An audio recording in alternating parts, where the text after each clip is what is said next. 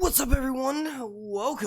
Welcome, all of you wonderful people. All right, so look, I'm not gonna do anything weird because I just woke up not that long ago. So yeah, we're gonna be starting off here. This is basically just an audio check to make sure that my microphone is working.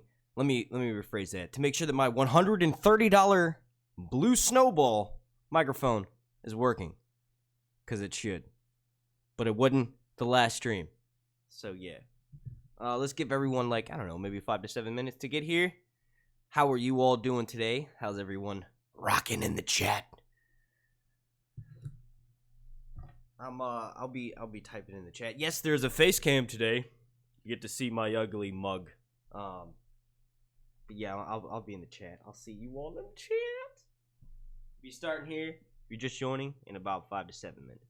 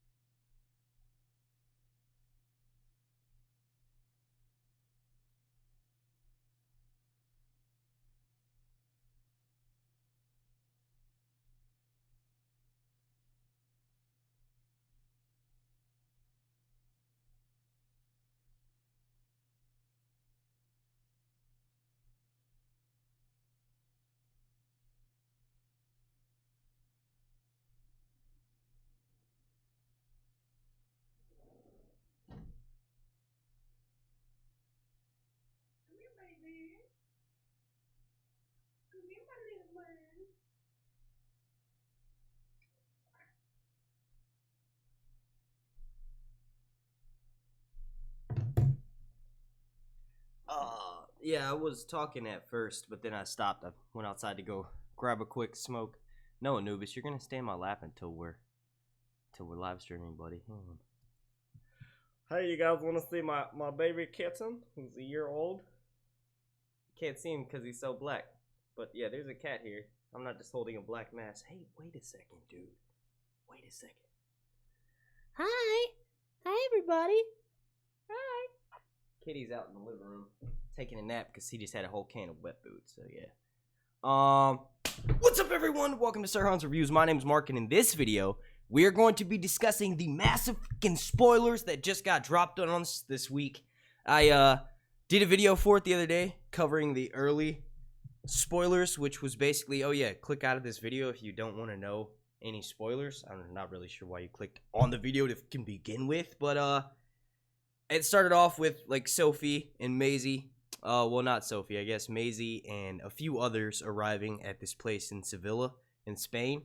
And then after I put the video out, come to find out all of these motherfuckers are now in the same location.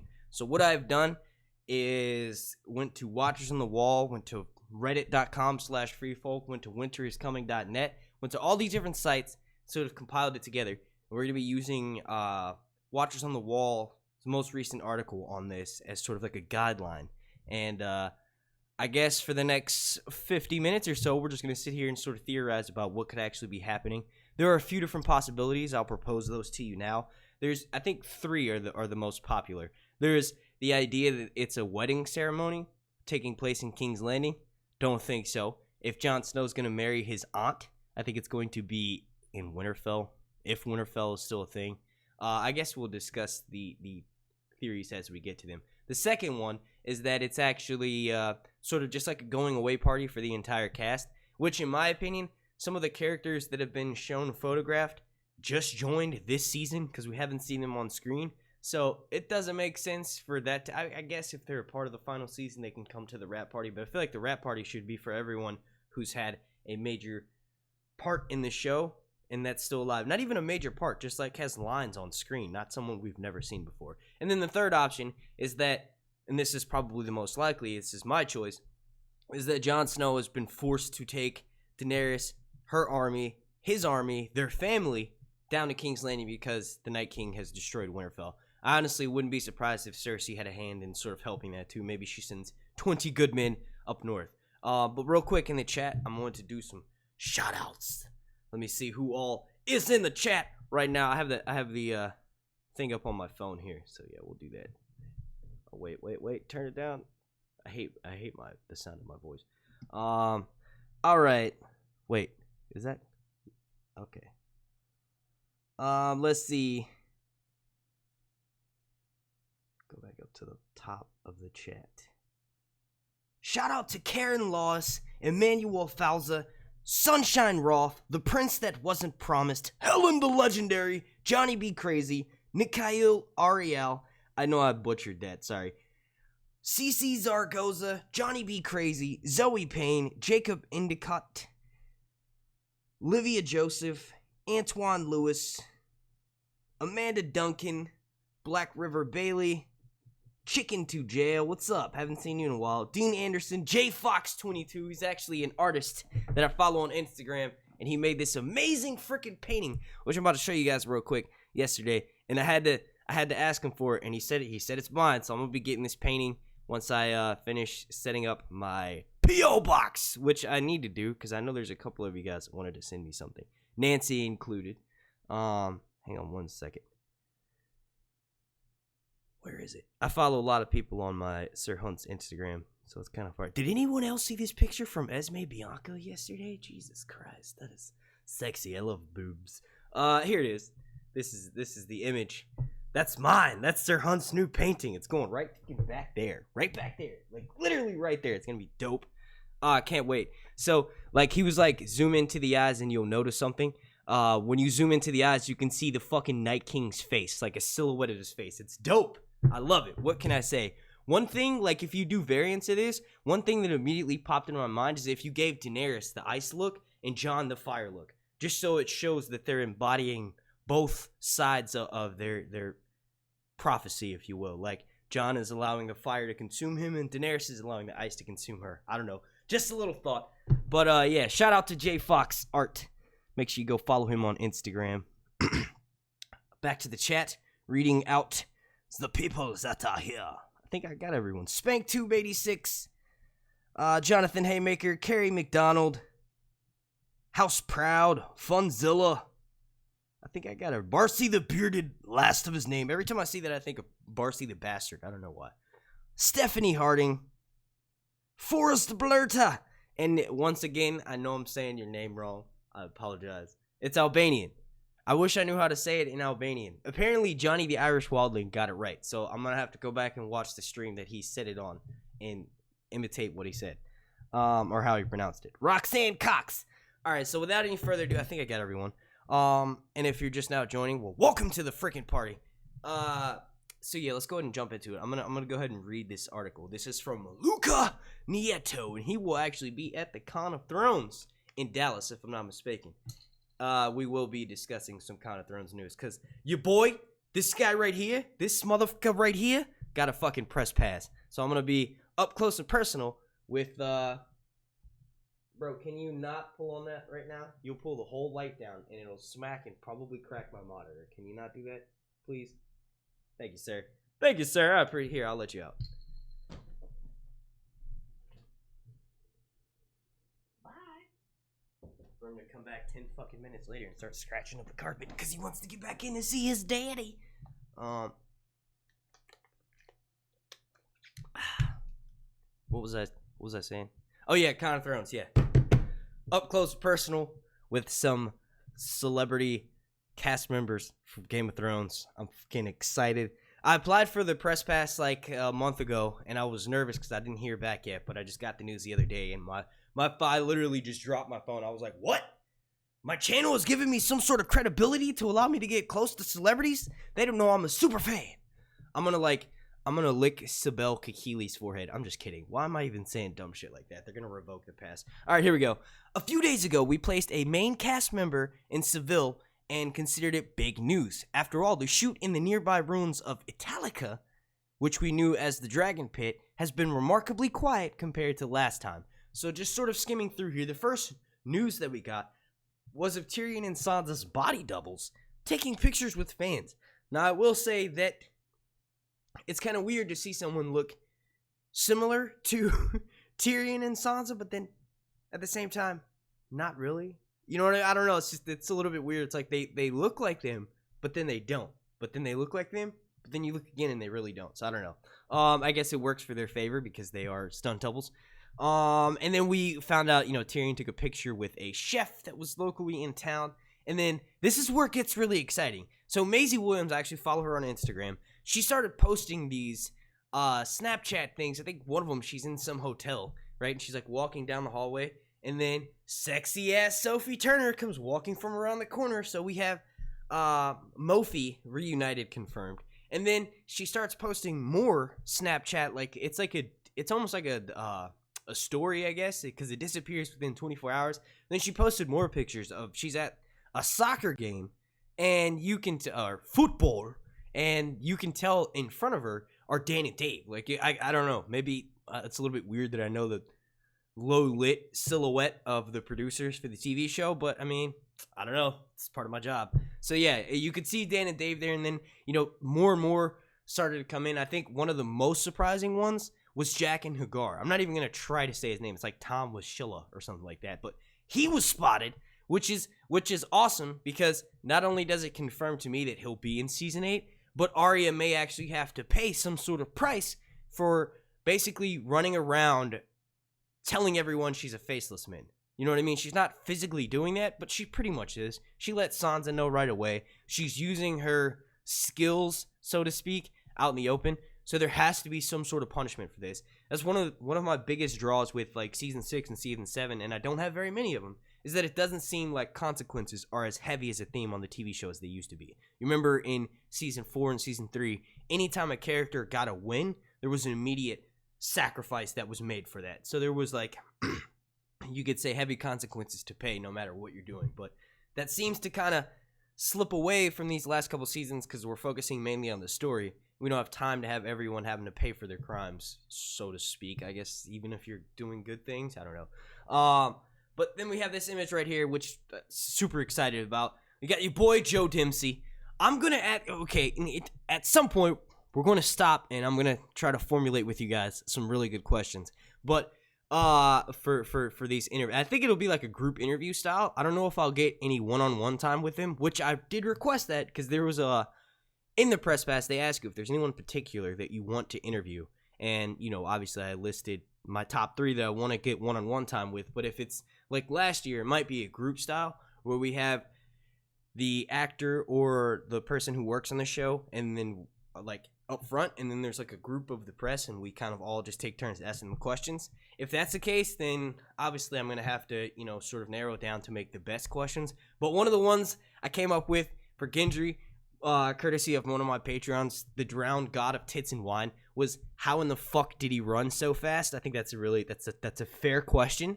Like, I'm pretty sure the pacing is going to be one of the answers. It's like, well, it's a TV show, you can't spend all that time showing Gendry running. Yeah, but still, bro, it's freezing cold.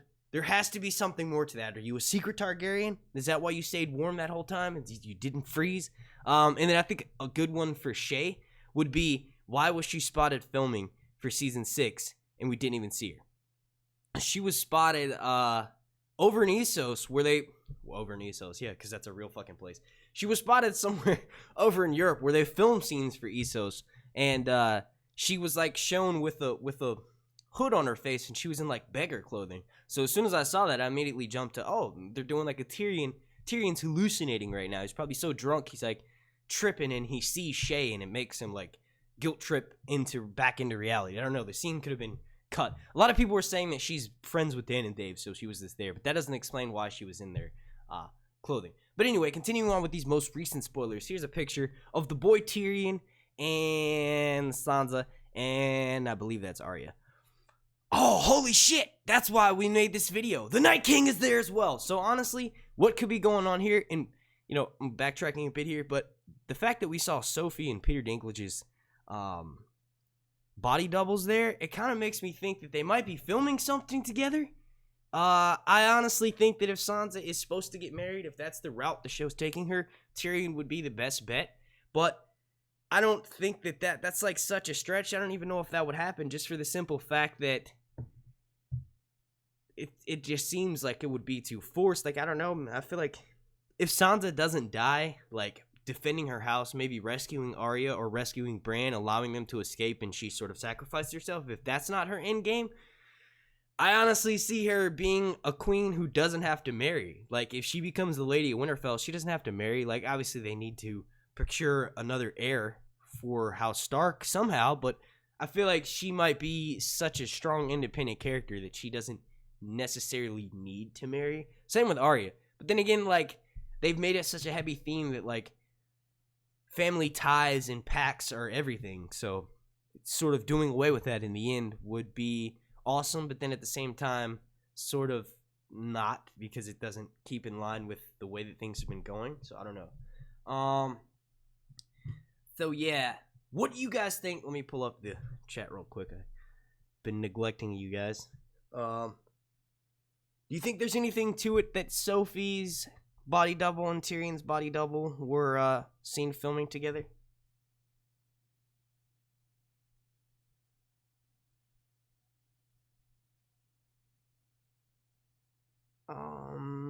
Let's see. I see a little bit of chatter about why Emilia Clarke isn't being shown. She actually has a movie coming out this weekend. Han Solo, a Star Wars story. I love Emilia Clarke. I love Star Wars. I hated Episode 8. People were like, "Oh, just go watch it again. You'll like it, dude. You'll like." Nah, I fucking watched it 3 times, twice in theater, once since it's been on DVD. Didn't enjoy it. I'm not even one of those dudes who are like, "Oh, the originals, man. I gotta have the originals. A New Hope, the last, like, it's. Oh man, that's all me." No, I'm not even like that. I honestly prefer the prequels a little bit more than the original, and that's mainly just because of the graphics. I'm a very visual person, so if you can show me some goods, and that's the thing, the fucking CG from the prequels was terrible. It did not last over, like, it didn't age very well. But either way, I don't know. It's just my personal opinion. I honestly prefer the prequels to the originals. Not really, but I could watch all 3 prequels without stopping. I can't watch all 3 original without stopping. I don't know, but either way, Han Solo is opening this weekend, so Daenerys is like doing her press tour and promoting that movie. So this is probably why she wasn't at this either wrap party, wedding ceremony, or Jon asking for a place to stay from Cersei. So let's get into those. Honestly, the first option, with it being, I guess, a wedding ceremony, I don't see that happening at all. I feel like if someone's going to get married, it might be Sam and Gilly.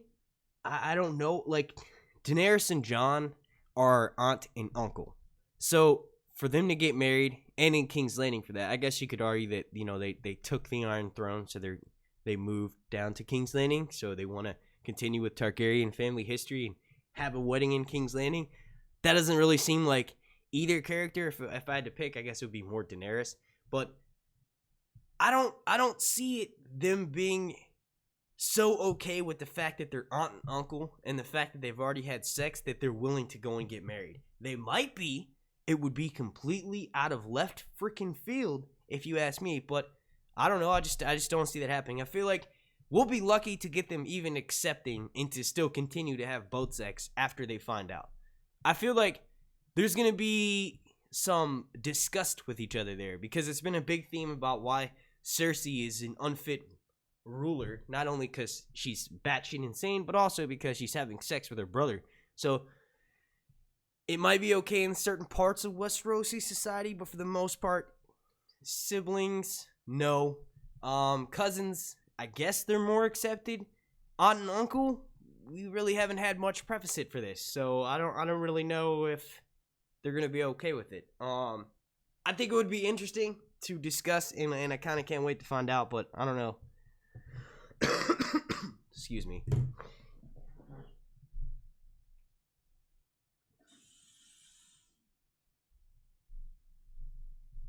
The second option, and I honestly think this is the most rational one. I don't really like it because it's kind of boring, but it is the most rational one, and that's the fact that this is a giant rap party. We do know that this is the final season of Game of Thrones. These actors owe a lot to the TV show, so I feel like it would make sense that everyone would want to get together in a location to have a last good memory with each other before they all divulge on their separate paths.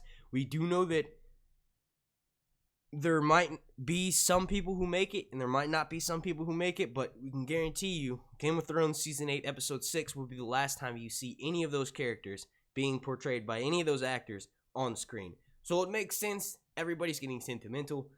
Let's take this time now to have a massive dinner and a rap party to thank everyone for what they've done.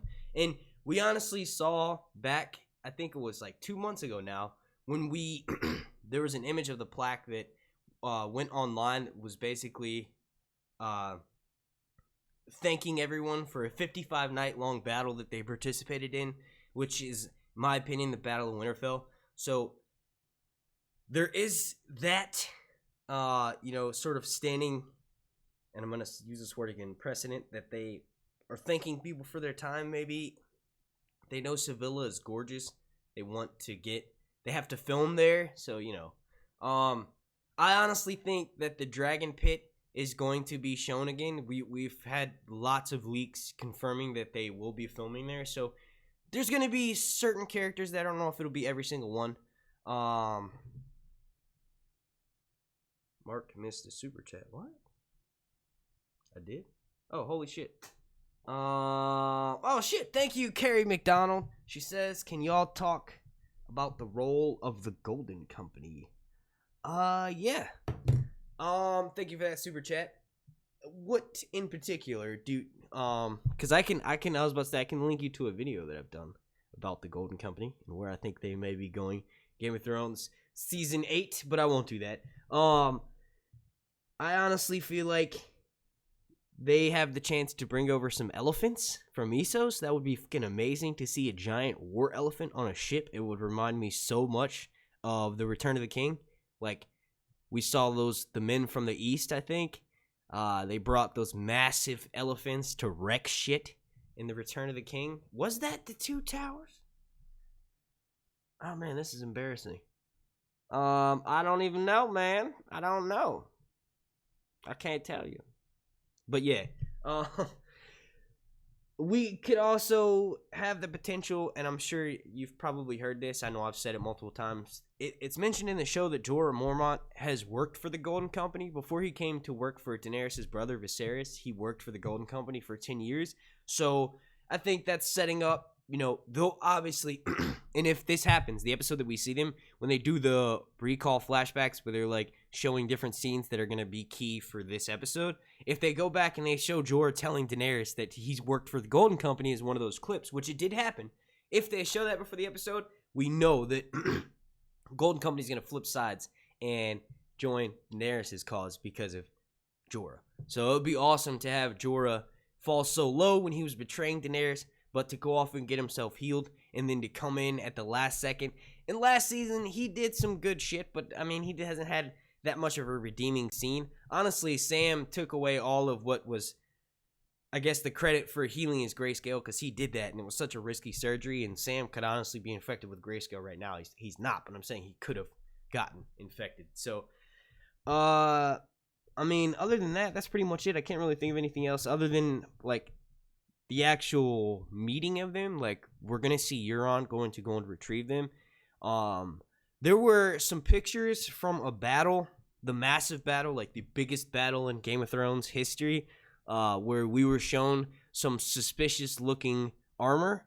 Suspicious meaning, like, not like, oh, who is that? It looked very similar to the Golden Company, what they could be. And some of the horses had some Essos-y types of, like, saddles, which honestly you could say that means that they're Dothraki horses, but they looked a little bit different. The fabric looked embroidered and stuff. It didn't really look like traditional Dothraki clothing in how we've seen their horses portrayed on screen. So some of these horses looked like they could be part of the Golden Company. And then also there's some some of Euron's troops who suspiciously look like they were once Golden Company members, but he's converted them to, you know, his Ironborn fleet. So there is that. Other than that, we haven't actually gotten any, like, confirmed spoilers that there's been a giant prop elephant on screen. I would love to see that.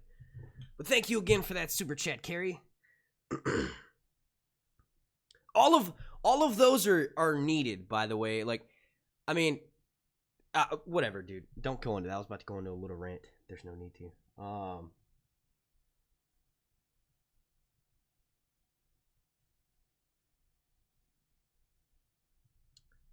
You think the Golden Company will flip sides? Wondering about them being at Winterfell. I don't know if that could be the battle at Winterfell, and it could be to the point where that happens, that Cersei brought the troops over. The troops immediately found out that Jorah was on Daenerys' side, and they want to go and join his side. I don't know if that there's still like a bond between the two of them, because it's never mentioned again that Jorah still keeps in contact with them. So I don't know. I feel like what could have been happening at that massive battle is that it's actually there's several battles, and a lot of the props are sort of just thrown all together so that they can take them as they need them for certain scenes. I'm pretty sure we're gonna have some, if there's this amount of battles, I'm pretty sure we're gonna have some similar scenes. So it makes sense to just sort of leave everything in a big open field, and we go and drag stuff as we need it to the set to start filming. So I don't know if the Golden Company will make it to Winterfell. They could have just been in a snowy environment because when snow was falling on King's Landing, or they're mixed in with props that will be used at the Battle of Winterfell, and that's why they were so close together.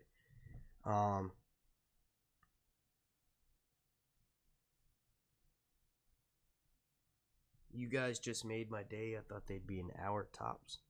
The episode links.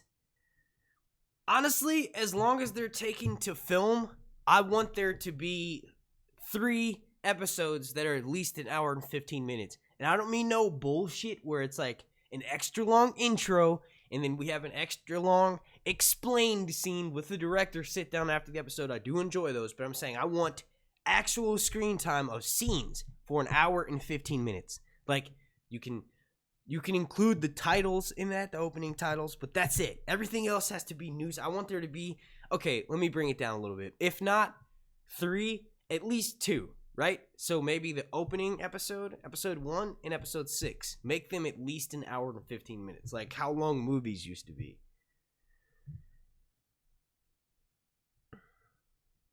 There was, if I'm not mistaken, last year at Con of Thrones in Nashville, we had Paula Fairfield, who is the sound designer for Game of Thrones. She's freaking awesome. I'm looking forward to seeing her again in Dallas this year, but she mentioned that each episode was going to be like an hour and a half. Now, I can't remember the exact context of that, so I don't want to sit here and be like, yeah, she confirmed it, but she basically told us that the episodes were going to be longer than they normally are. So I'm super excited. And that was a year ago, after season 7 had finished filming, before they even began filming season 8. So it's been known for a while that there's going to be extra long episodes. Oh shit, we got another super chat from the drowned god of tits and wine. Thank you, sir. He says, I think today is the last day for you to get funds for your trip. So hope this helps. You're the man, dude. Keep these videos coming. I'm living Con of Thrones through you, man. Have fun. Oh, well, thanks, bro. Thank you. You are right. Technically the last day for super chats to be counted towards my like paycheck for this month, the one that I get on May 21st, was on April. I didn't do a very good job of live streaming in time and like promoting it more and like asking for super chats. That's my fault. The GoFundMe has done very well this year. I think there's like $550 in there, which is nuts. I think we doubled it from last year. That's linked down below in the description if anyone wants to go donate to that. But thank you so much. I don't know. I'm super excited. One of the last big things, I have my hotel booked. I have my return flight booked. I just have to book my flight there. That, and then one other thing that I have to do, and that's actually get a camera. Like, last year I was using a GoPro, like the basic entry-level GoPro, and I filmed pretty much all of my panels on that, and then I had a couple, like, behind-the-scenes stuff that I never put up because everyone, including myself, that was involved with me filming, we were all drunk, so there's no reason to... There was no reason to put those videos on YouTube. Like, there was nothing crazy. Like, no one was fucking saying racist shit. No, but it was just, like... We were all drunk having a good time, so I don't know, just more of like, anyway, I'm going to do a better job of getting actual footage. And one of the main things that I'm super excited about is the YouTube Live panel. It's on the very last day. It's on Sunday, but we get the main stage. Now, it is a YouTube Live event, so that makes me think, okay, YouTube live stream to my channel, maybe? I don't know. Of course, I'm going to talk to Mischief Management. They're the company in charge with running this whole thing, but I feel like we should be able to live stream it on each one of our channels. It's me, Val, Smokescreen, Teflon, and Phil the Issues guy. So there's no reason why we... Excuse me, what the fuck? Cigarettes. There's no reason why I feel like we can't at least live stream maybe 10 to 20 minutes of it on each channel. But one thing I can guarantee is that I will be uploading 10 minutes of every single panel that I'm on, all 6 of them, to this channel. But yeah, so one of the last big things I got to do is get a camera. One that I'm looking at is the Sony DSC HX500. That's a random number, but it's basically a vlog style camera that's got a screen that flips around so that I can see everything while I'm filming it. And if I'm going to be interviewing these people, I don't want to use my damn phone, but if I have to, I have to. I have an S7 Edge, which the front facing camera is not that. Oh, look, I'm looking at it and there's a super chat. There's a super chat from the prince that wasn't promised, and he said, oh shit, where did it go? Where did it go? Bring it back up. For the con, my man, also, do you think the mountain has Bobby B's head, and will he be champion for the Night King / half king, half knight? Oh man, that's a good one. Okay, so I'm going to refer you. Actually, no, I'm not going to refer you to that video because it's extremely embarrassing and it's from like 2 years ago. And I don't know what the fuck I was thinking when I made that video, but I said some crazy shit in there. And I guess the main point of it was that there was this tinfoil theory, and I actually proposed the idea that in the novels is more so a thing. Robert Baratheon's head supposedly went missing at some point. So a lot of people think that his head may be on Robert Strong's body, which is why he's named Robert. I theorize that what could actually be happening is that Tyrion, the dwarf head, that basically the dwarf that was killed, that Cersei has killed, because right after Tyrion flees from the Purple Wedding fiasco and then killing her father and killing Shae, when Tyrion leaves for that, Cersei has a search party go out and look for him, and they bring back this fake dwarf's head. And I theorize that that could be on Sir Gregor Clegane's body. Since, why did I just say it? Body. I don't know what that's from, but when I remember what it's from, it's going to crack me up. Body. Oh, man, the body. I'm thinking of the original Buffy the Vampire Slayer movie from like 92.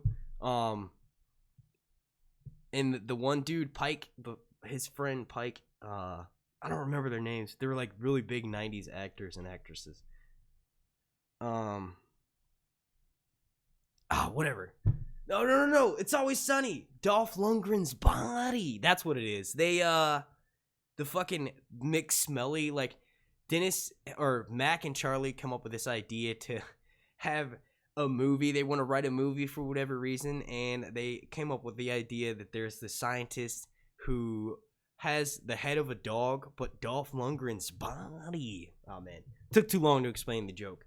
I completely forgot what we were talking about. Oh, okay, yeah. So I theorized that could be Tyrion's head on that body, but as far as you were saying, will he be the champion? I don't necessarily think that that's Robert Baratheon's head on there. I think it's confirmed that it is the Mountain's head, because remember, he takes his helmet off when he's about to rape Septo Nella, and when he does that, you can sort of see that's clearly, because you can like see the heavy blue under his eyes and all that stuff. So it's definitely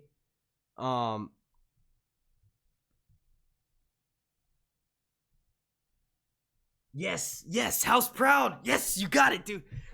Ow. I don't know. Before I ever saw the Buffy the Vampire TV show, it was funny. When it first came out, my sister watched it. This was 98, right?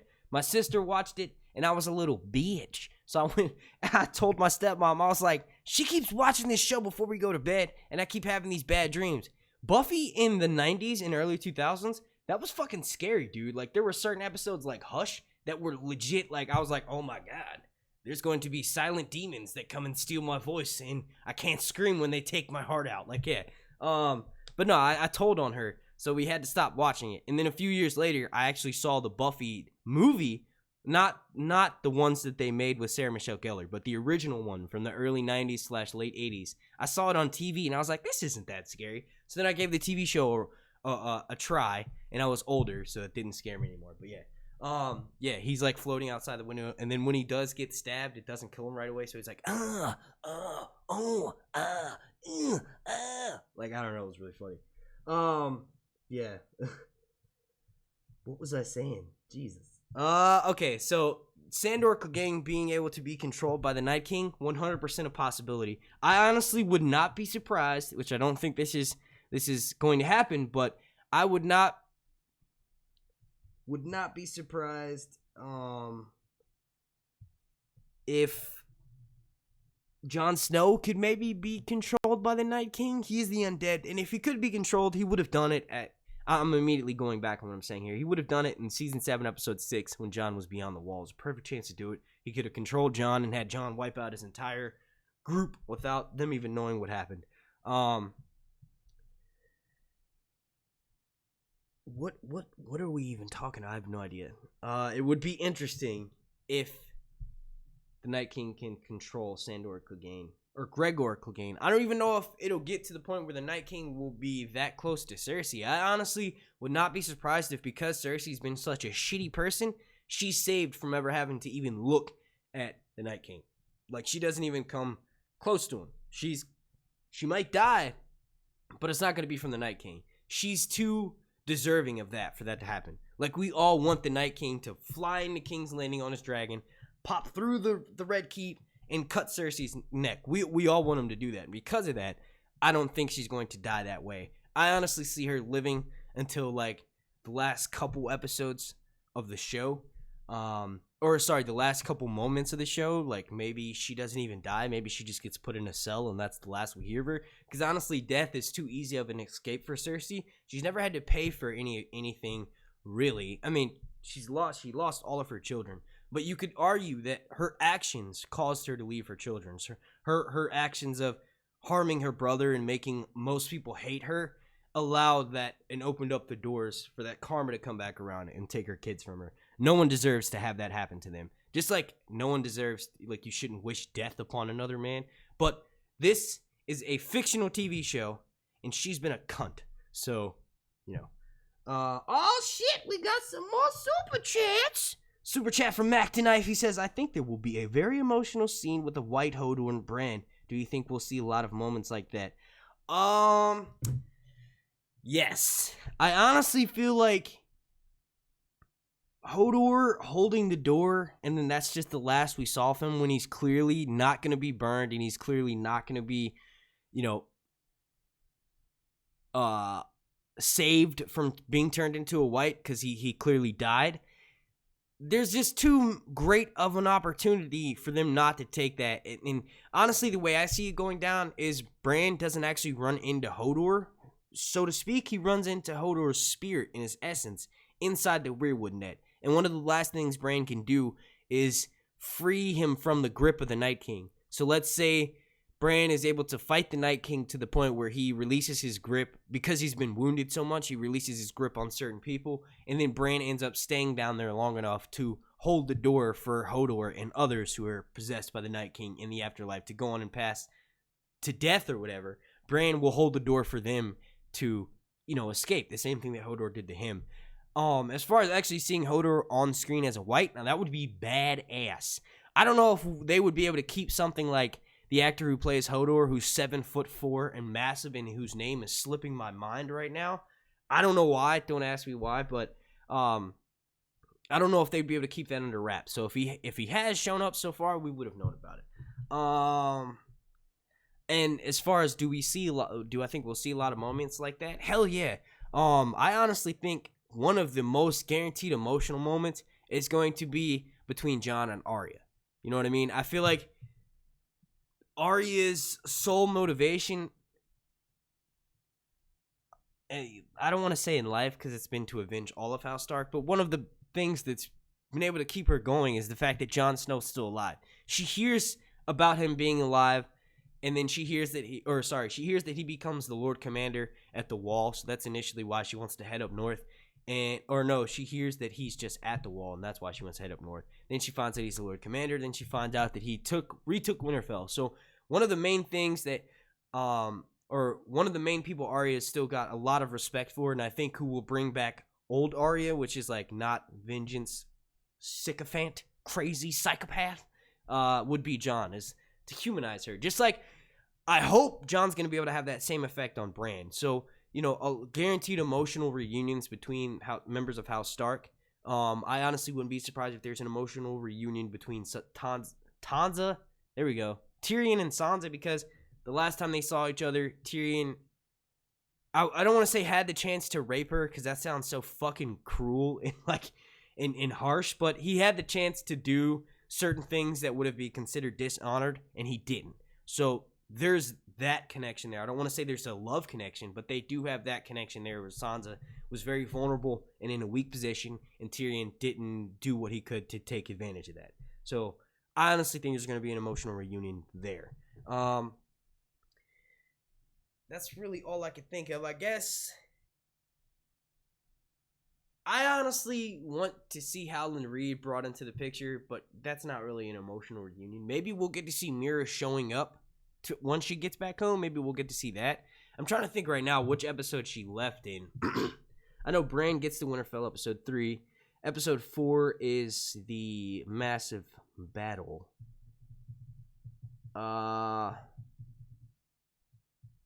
Was it episode 5 and then episode 4 was a setup for the massive battle? I think it was episode 4 that Mira left. Yeah, because that's when Littlefinger comes in and then they have that conversation of chaos is a ladder between Bran and Littlefinger. So yeah, I think it was episode 4. Oh shit, we got another super chat from Mel of Winterfell, and she says, sorry I missed the chat, love my Game of Thrones community. Oh, no worries, my lady, you didn't miss the chat. We are still actively talking spoilers and predictions. Let me scroll through the rest of this article and see if there was anything that I missed.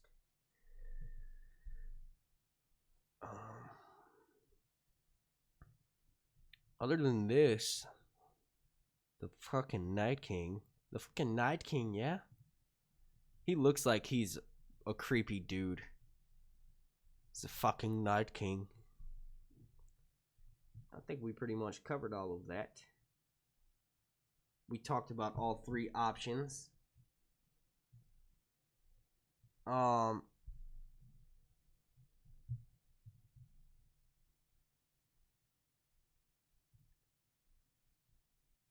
Here's a question for y'all. There are 49 likes, but 85 people watching. If you could please slap a like on this. Let's see if we can't reach a like goal of 85, because there are 85 people watching. Let's see if we can't get to 85 likes. I don't know. If you guys know what that's from, type it in the chat. I don't know. I mean, I don't know. Type it in the chat if you know what that's from. Skimming the chat to see if there are any questions. Danny Jeter, what up, my dude? Sir Hunts is a snitch. What you mean, Doc? Sir Hunts is a snitch for what? What are you talking about? Firmzilla. Speaking of emotion, nothing's more emotional than Bronn getting his castle. Bronn wants 2 castles. Maybe he'll get the twins.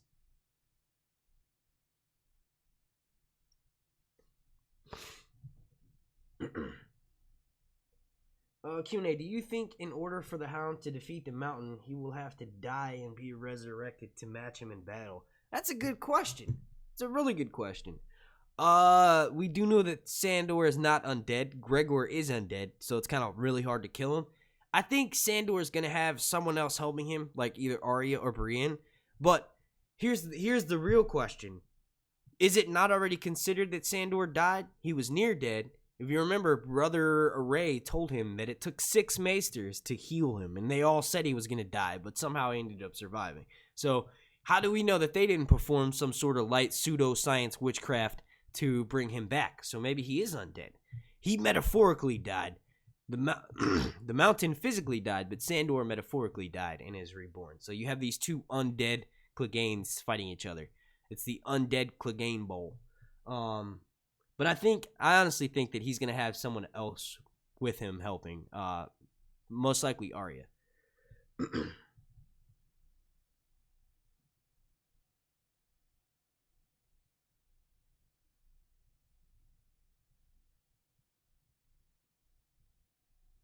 Christian Narn, yes, you're right. Hodor is a DJ. He did a tour of his DJ. It was called Music of Thrones or something, or Rave of Thrones, I think.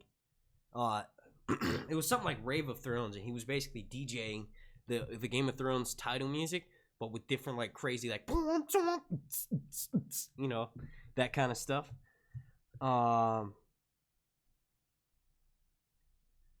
Ellen Behaney says, do you think we will be disappointed in the ending? You know what? If you guys are disappointed in the ending, I honestly want to take a little bit of credit for that. I feel like one of the biggest flaws that comes with being a YouTuber and being a social influencer, if you will, you kind of, especially in my line of work where we have solid material, I'm talking mainly TV show here. We all know that my channel mainly focuses on the TV show. Like, yes, I have read the books. Yes, I pull from the books and use them on my videos. But let's be honest, my channel is mainly based on a television show. So when you're in this kind of career pathway or whatever, if you want to call it, where you have solid, good, awesome stuff to make videos off of for a few weeks out of the year, and then you go a year, and this time almost 2 years before you get a I'm just kidding. Hopefully it's not 2 years. Hopefully at most it's a year and a half. But and then you go so long without stuff, it's kind of hard to make videos to still get excited about unless you theorize and predict all the different ways that it could happen. So what ends up happening is that people that watch my videos and people that watch other Game of Thrones videos, you get this idea in your head of what you think it's going to be like, and it's nearly impossible to live up to those expectations. So I honestly feel like the people over at HBO have a love-hate relationship with channels like mine. It's because we do them a service by pretty much advertising for their show. There's been hundreds, if not thousands of people that have commented on my videos saying that they've never seen an episode of Game of Thrones and they just randomly come across my channel and they decided they want to go watch it. Or maybe they've only seen one episode and they found my video and other videos like mine from other content creators, and it made them so much more interested in the show because we shed a little bit of light onto scenes that aren't necessarily easily interpreted. So that they love, but then they also hate the fact that we set all these high expectations and we fucking hype everything up and it doesn't live up to your expectations because it's impossible. You have this insane amount of hype bar that you're visualizing, and then it happens and then everyone's disappointed. Like, one of the scenes that was insanely hyped up for me last season, and I quickly found out that it wasn't going to happen, was Tyrion riding a dragon. I was 100% 100% convinced that that shot that we got of Tyrion from the trailers that was cut to make it look like he was standing there, which it was actually from episode 6, where Tyrion's on a cliff and then Daenerys flies off on her dragon. I was 100% convinced that he was going to run off the edge and jump on the back of one of the dragons. I don't know. I thought they would do like a callback to Avatar. That didn't ended up happening. But I don't know. That scene didn't happen, and then what really like ended up happening was kind of a letdown, because I thought that was the moment that Tyrion would be riding off on a dragon, and then it didn't in the long run, because she ended up going to go save Jon Snow and she showed up like a true badass. But I mean, I don't know. I feel like social influencers kind of, can take credit. I know I had some crazy shit planned in my head for The Last Jedi, and then it didn't happen. But that's the thing. That's not why I didn't enjoy the movie. It wasn't because I was let down because my theories were wrong. I was let down because it was a shitty fucking movie. It wasn't a good movie. Like, there's so many things that I hated about it, but there are also so many things that I liked about it. Like, I think, right, how the fuck did we get to talking about The Last Jedi? I guess because Han Solo's coming out. Whatever, I'm just gonna back up off of that. I don't know. Like I said, I think they have a love-hate relationship with us because we make this impossible bar for them to meet. And it will be. It will be. No matter how much time they have, the ending that I have in my head right now, because it's been so long since we've had any kind of new footage or anything. Speaking of which, can we get a fucking in-production trailer? Come on. Come on. The San Diego Comic-Con is in July, and we need fucking something, guys. Like, I don't mind all of the sexy posts from Sophie Turner. I don't mind all of the sexy posts from all of the other attractive cast members on Game of Thrones. But we need fucking something. Amelia, with this behind-the-scene teaser stuff. Like, her fucking smile makes my soul melt, right? But can we get some footage? Can we get fucking something? It's literally like 10 million to 1 if you enter that Omaze thing. There's no way you're going to win. There's no way. Like, donate because it's for charity, but there is no fucking way you're going to win. It's going to be some random person who's seen the show all the way through one time and can't even remember everyone's fucking names. One of the things that pisses me off is when I'm out in public, people are like, I'll have my Game of Thrones shirt on and they're like, oh, you watch Game of Thrones? And I'm like, little do you fucking know. Yeah. I'm like, yeah, big fan. Love the show. But then when we start to talk about it, I'm like, who's your favorite character? And they say some random shit like Pontius Pilate. What? Who the fuck? The guy that stabbed Jesus in the ribcage with the spear? That's your favorite character on Game of Thrones? Like, I don't know. But yeah, what was that even in relation to, man? Jesus. Really gotta reel it in. Oh yeah, the Omaze thing. It's gonna be some one-off person who's not a super fan like all of us here right now. I guarantee that everyone in this chat right now is a super fan.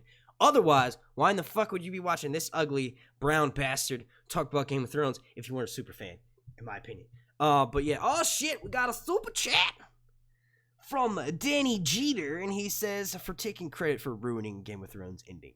Well, I don't necessarily want to take credit. I say me, along with many other Game of Thrones YouTubers, we all have to sort of take the blame for that. But it's impossible to do this and not have an insane... Because, look, my standards wouldn't be as high as they are if they hadn't have done so well in the past. So, I take blame for it, but also I blame them for making it so fucking awesome and that much harder to top. But like I said, they're taking so long to film this final season...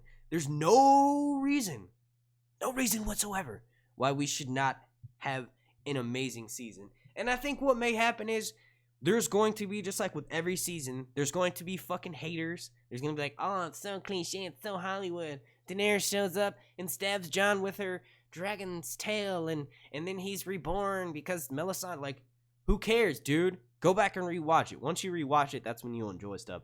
I honestly, while watching season 7 as it aired and making the videos for it, I knew it was awesome.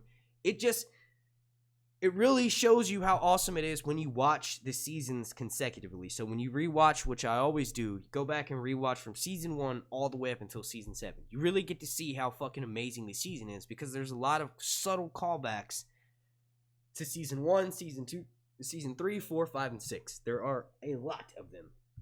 Speaking of which, if you guys want me to, this is not just for the people watching live right now, but for the people that are going to go back and watch this, if you guys want me to do a callbacks, a callback / foreshadowing, discussing prior seasons. And I know a lot of Game of Thrones YouTubers do this, so I'll be one of those. But if you guys want me to do that, let me know down below in the comment section, and I'll start off by reviewing, so to speak. Not even reviewing it, I'll just do like a breakdown of some of my top 5, I guess, from each episode. If you guys want me to start off by doing season 1, episode 1, let me know down below. What I might do, just so that I don't have to do 60 videos, or I guess 67 videos, I might do 2 or 3 episodes from each season that I thoroughly enjoy. Like 2 or 3 key episodes from each season. Mainly episodes 8, 9, and 10. I'm just kidding. Cheating boyfriend, Sir Hunts.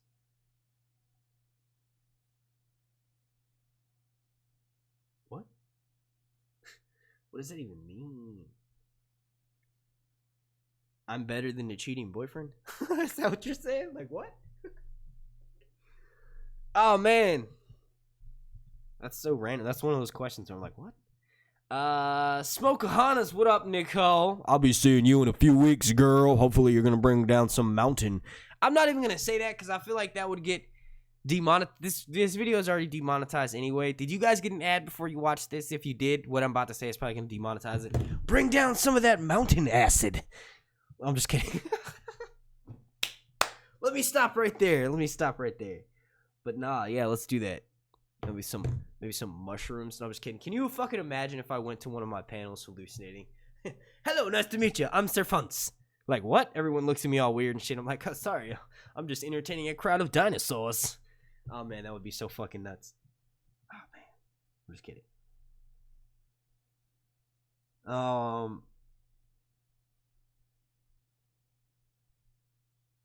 Rewatch and reactions, bro. All right, cool. Totally callbacks. I like that.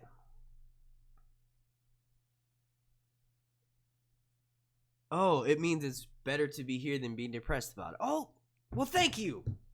Hopefully I can cheer you up no matter what type of stuff you're going through. I'm sorry about that. Your boyfriend sounds like a dickhead. If you're referring to that, I'm just saying. Just start speaking Dothraki. Unvatskra. That would be fucking hilarious, dude. Oh, man, I had a panel last year with David J. Peterson. I actually had 2 panels with this dude. I don't think he's gonna be there this year. It kind of sucks. I was hoping to see him again, man. He's cool. He's so fucking chill, dude. He's like, I don't know. He's really funny too. But nah, like we had this panel. I think it was Arya. Was it Sandor? I don't know. I think it was Arya. But I was like, hey, man. So you know Dan and Dave, right? And he's like, yeah. I wrote the language for their TV show, you idiot. And I'm like, okay. So that means you can get me a job on the TV show playing a Dothraki. Here, let me show you. This is a 2-year-long cosplay that I've been working on. I know Dothrakis have straightened hair, but don't worry. All I got to do is straighten it. When I do straighten it, it covers my fucking face. It's like literally down here. It's going to look nuts. But anyway, I was like, so yeah, could you? He's like, yeah, Dan and Dave come to me for all their casting choices, and I'll get you a job. And I was like, all right, you guys heard it. So man, I don't know. But yeah, it was a lot of fun. I wanted them to use the profile picture that I had. It was actually a picture of me right before I cut my beard when I had been growing it out for a year, and my hang time was nuts. So like I had a thing right here, and it just said, "Have you seen my horse?" Put it in Dothraki. I was hoping they were gonna be able to use that picture for my Con of Thrones profile picture, but they didn't use it. They didn't. So yeah, I don't know. They used the same one I gave them last year. What's up with that, Mischief Management? If you're watched right now, why didn't you use the picture that I gave you? Probably because I look like a crazy homeless person, but that's the point. Sir Hunts doesn't care about how he looks. He's a, some would call him a nomad. I've never ridden a horse, but I would love to learn how to do so. As far as action scenes, I do all my own stunts. I was actually jumping at the trampoline park yesterday when I was taking a break from working on my Jeep, and I was gonna do a live stream from there, but then I was like, nah, I've already done that like 3 or 4 times. But I was having a fucking blast. It was a lot of fun. Terry Melendez has entered the building. The late, the always great Terry Melendez has entered the building. Let's see. Jody says, touching on each episode from the beginning of the show with your ideas and stuff would be great. I'm so glad I didn't miss this. I haven't managed to see much of you for a while. Well, welcome, milady. And these are going to start becoming quite regular on this channel. If you guys are a member of my Patreon, which if you haven't done so, please go check the link down below. You can donate as little as a $1. But I let them know, I think it was on Tuesday or Monday, that I would be live streaming today. I was supposed to do a freaking Westworld theory video yesterday, but HBO, in all of their greatness, decided to put a claim out on every single Westworld video that I fucking made, ever. And in this most recent one, they didn't just put a claim on it, they literally kept it monetized, and they wanted to keep my fucking ad revenue. That's so shiesty, HBO. You wanted to keep my $40 that I made from that video? Like, what the dude? But I ended up disputing it, and I obviously won the dispute, so it's remonetized again, and I will be able to keep all of my ad revenue from that video. But it just made me hesitant on doing another Westworld video, because before, with Game of Thrones, if you put audio from the video, you're most likely going to get that shit flagged, and HBO is going to claim monetization for it. But the way around that is to not put any audio in the videos. I don't put no audio from Game of Thrones in my TV show. Audio is usually the first thing to get flagged. One time, one of my videos got flagged for an impression that I did because I did it so well. I'm just kidding. But, no. So, yeah, it kind of made me nervous. But that Westworld Theory video is already made, and it's going to be uploaded on Sunday. In Deep Geek actually asked me to be on his Westworld sort of like prediction for the next episode. It's a pre-show, and it's on Sunday. I'm going to try to do that. Sunday is usually the day where I record most of my audio for most of my videos for the week. So I know I'm going to be recording a Game of Thrones video. I'm going to be finishing up my Westworld Theory video, which is on, like, it's sort of like a retouch of the Delos master plan. I honestly feel like the reason why Arnold is speaking through most of these hosts in his young version of Arnold, why Ford is speaking through all of these hosts, Arnold included, is what I meant to say, is because he's uploaded his consciousness into the net. And I've got that theory literally like a piece of pie. I took a cut out of it and took a bite. So it's like, it's a jumping off point. It's not, my thoughts aren't 100% in line. It's kind of like I just did those, you know, freestyle rant type of video, but I think you'll enjoy it because I propose like 15 different possibilities.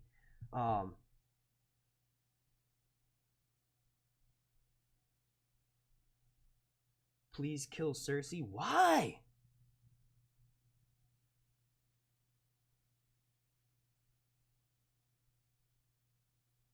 What the fuck, dude? I watch all kinds of Westworld videos. I've never heard that.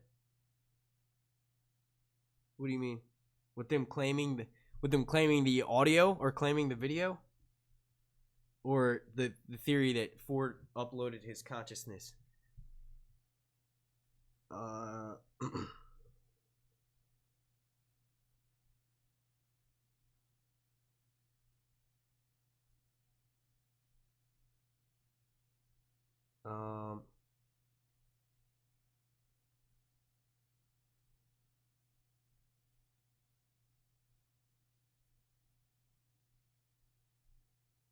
Please explain the drowned god of tits and wine.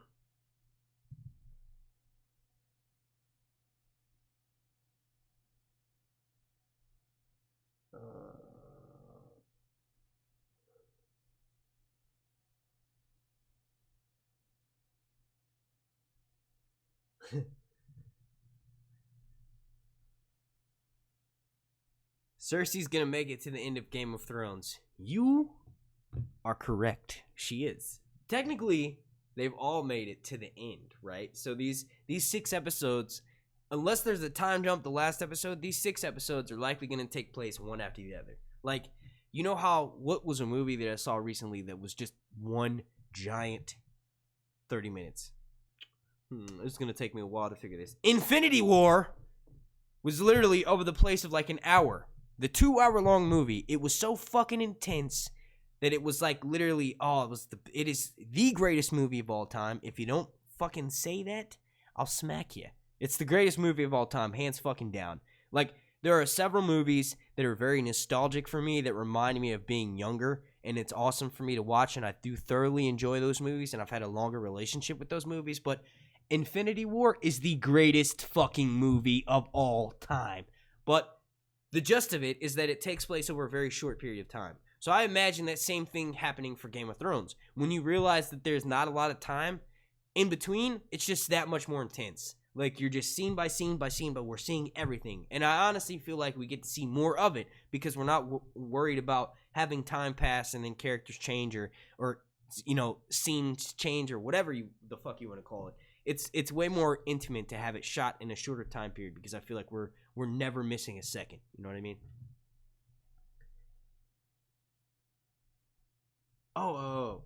You're talking about the monetization. Dude, yes. Like, I don't even fucking post about it anymore because it's silly. They've gotten a lot better with my Game of Thrones videos, though. I'm not gonna lie. That most of my Game of Thrones videos rarely get demonetized now. Of course, I'm getting way less views, but it's nowhere near as bad as it was before. Like, a month ago, literally in a month, like the fucking year prior to that, anytime I would upload, the first 24 to 48 hours, it gets demonetized and doesn't get remonetized until after it's no longer gaining traction throughout YouTube's algorithm. The way that YouTube is set up now, your videos for my channel, my videos have to be at least 15 minutes for them to get the 10 to 15,000 views that I want them to. So, like, my goal is with 37,000 subs, if I upload a video about Game of Thrones or Westworld, I ideally want it to get between 10 to 15,000 views because that means I've made at least 50 to 60 bucks. So that means I'm making $10 an hour, which is, I was pretty much making that at Chipotle, but instead of wrapping burritos and grilling steaks, I'm making videos about my favorite kind of fandom shit. So ideally, I want them to get, between 10 to 15,000. Now, recently, that obviously hasn't been the case, but I've realized that the videos that are 15 to 16 minutes have more watch time, and because of that, YouTube pays you more AdSense wise. So it's kind of all worked into one. Like, you literally, I think Film Theorist puts this perfectly. It says YouTube's algorithm literally will not let him stop uploading. So when you don't upload at least 3 to 4 times a week, they don't even promote your fucking videos. You could have tens of thousands more subs than I do, but if you're only uploading once a week, your videos are going to get even less views than mine. So it's like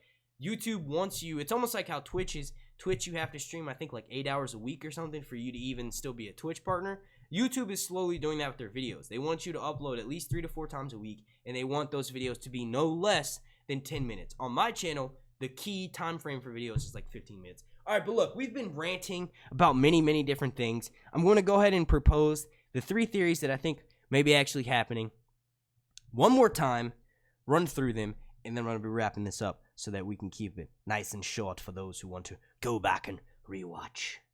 All right, yeah, so we're coming in an hour and 7 minutes. Let's see if we can get it in an hour and 10 minutes.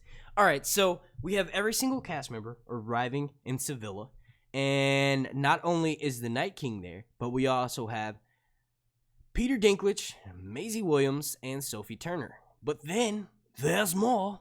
Bran, Gendry, some bloke, blurry. Jesus Christ, dude, get a little bit closer. Sam. I think that's pretty much everyone. Oh yeah, and Tom Washilla. I know that's not how you say his name, but that's how I just feel like saying it. Jack and Hagar. I thought that was Bran for a second. That guy right there was like, hey, look, it's Bran.